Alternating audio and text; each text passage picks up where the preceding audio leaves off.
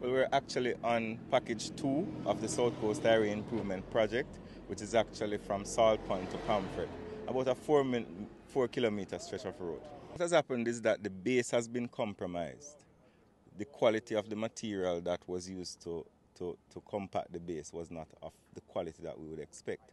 So in parts of the road you see where that damage is now being manifested because of the weight of vehicles and also exacerbated by Hurricane Beryl. When things like these are done, there are no checks carried out to make sure that they use the right quality and the work is done properly? Well, there would have been lab testing on the quarry that is in the vicinity.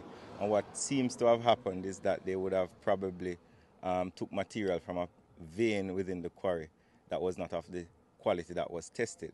But the good thing about it is that under the South Coast Highway Improvement Project, you have a 2-year defects liability period, which means after the road is handed over, the contractor, which is China Harbour, is obligated for whatever damage or whatever failure takes place on the road for a 2-year period to repair that.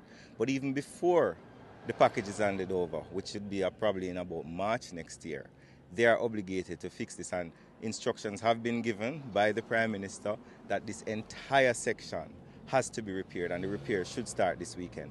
How much of it are we talking about? What stretch of road? It's a 4-kilometer stretch, and about 25% of that, about a little bit over a kilometer, has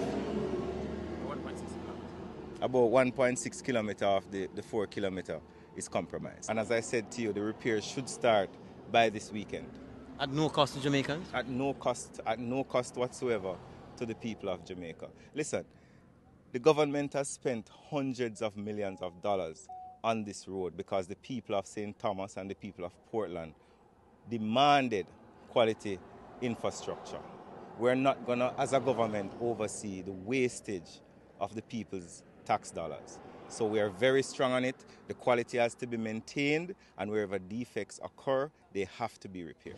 So this is the Shady Spring area in the General Roselle vicinity. So what you're seeing here was not originally part of the South Coast Highway Improvement Project.